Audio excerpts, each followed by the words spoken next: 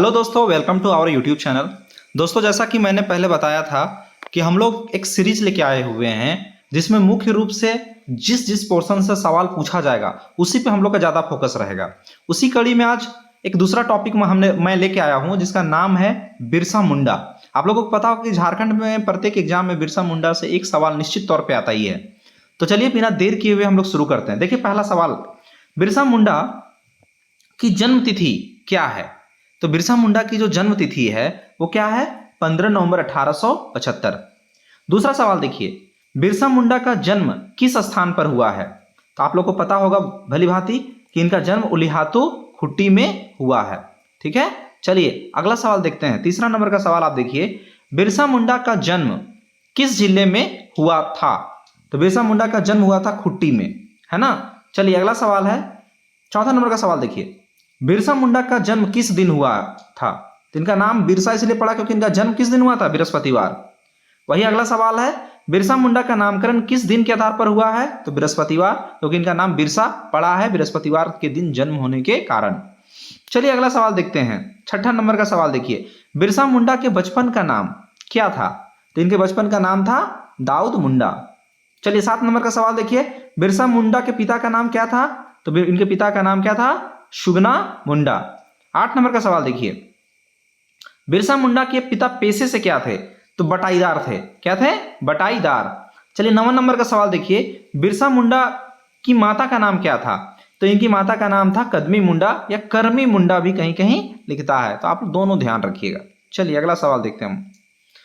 10वां number का सवाल देखिए, बिरसा मुंडा के प्रारंभिक शिक्षक कौन थे? तो प्रारंभिक शिक्षक इनके थे जयपाल नाग। चलिए अगला सवाल है कि बिरसा मुंडा के धार्मिक गुरु थे। बिरसा मुंडा के धार्मिक गुरु कौन थे? आनंद पांडे। चलिए, या आनंद पान भी कहीं कहीं लिखता है, ठीक है, तो आनंद पांडे भी आप याद रखिएगा, आनंद पान भी याद रखिएगा।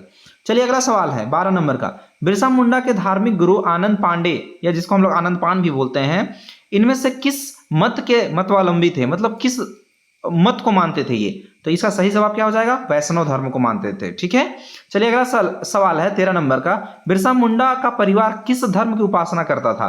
तो बिरसा मुंडा का जो परिवार था वो ईसाई धर्म का उपासना करता था। बाद में ये ईसाई का बहुत विरोध करने लगे थे।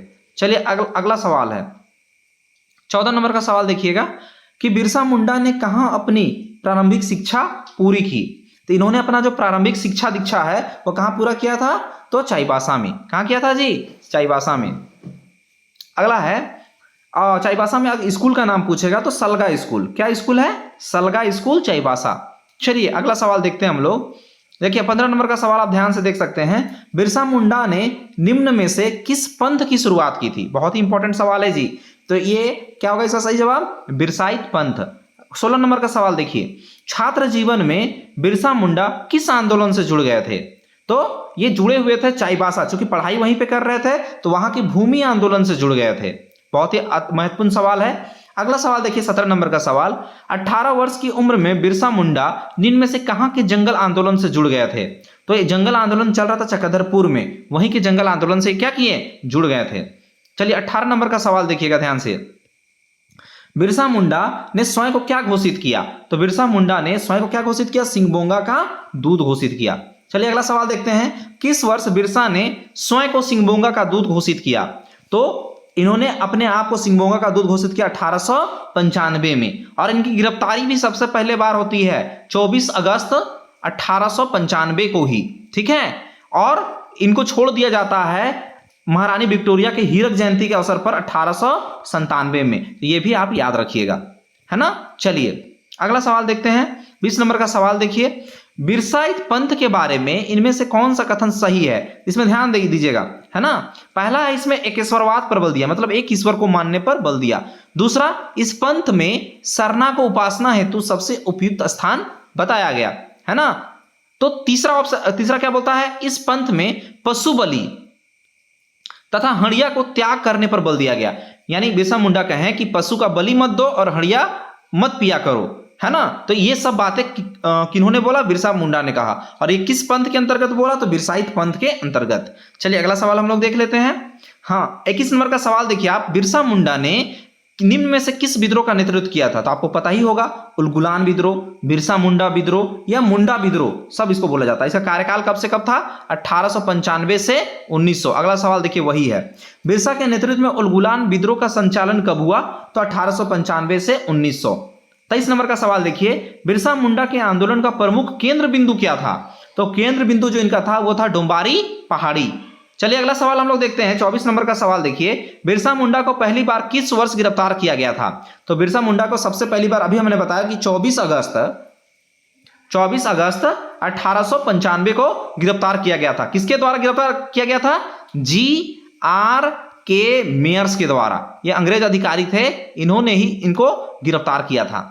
चलिए अगला सवाल देखते हैं, बिरसा मुंडा को पहली बार गिरफ्तार करके कितने वर्षों के बाद रिहा किया गया था? तो इनको रिहा किया गया था 2 वर्ष के बाद। मैंने बताया कि 1897 में हीरक जयंती के अवसर पर, महारानी विक्टोरिया की हीरक जयंती के अवसर पर इनको छोड़ा गया था, रिहा कर दिया गया था। 26 नंबर का आप सवाल देखिए, बिरसा मुंडा को दूसरी बार किस वर्ष गिरफ्तार किया गया? इनको दूसरी बार 1900 ईस्वी में गिरफ्तार किया गया था। अगला सवाल देखिए 27 नंबर का, 1900 में गिरफ्तारी के बाद बिरसा मुंडा को किस जेल में रखा गया था?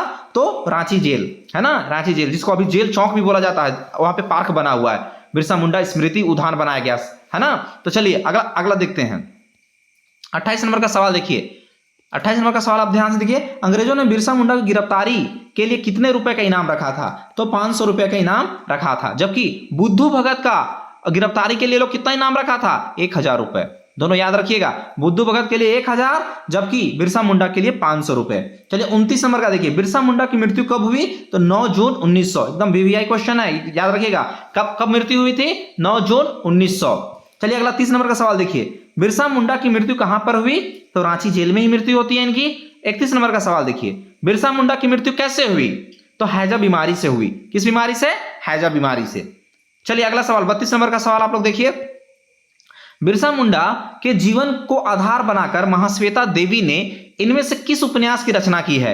तो महाश्वेता देवी ने 1975 ईस्वी में एक रचना की थी, जिनका नाम था अरण्यर अधिकार। अरण्यर अधिकार का मतलब होता है जंगल का अधिकार। और कब इसका प्रकाशन हुआ था? 1975 में। चलिए अगला सवाल देखते हैं, 33 नंबर, है ना, महाश्वेता देवी द्वारा बिरसा मुंडा के जीवन को आधार बनाकर लिखी गई अरण्यर अधिकार का अर्थ क्या होता है? तो अभी मैंने बताया जंगल का अधिकार। चलिए अगला सवाल है, झारखंड के उस आदिवासी नेता का नाम बताएं जिनका चित्र संसद भवन के केंद्रीय कक्ष में लगाया गया। बहुत ही इंपॉर्टेंट सवाल है जी, एकदम वीवीआई सवाल है। तो हमारे बिरसा मुंडा का जो चित्र है वो संसद भवन में लगाया गया है। इस तरह से बिरसा मुंडा के बारे में लगभग हम लोगों ने सवाल वीवीआई क्वेश्चन कर लिया है।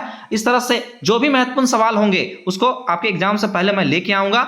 चलिए मिलते हैं फिर से एक नेक्स्ट वीडियो में, तब तक के लिए धन्यवाद, जय हिंद।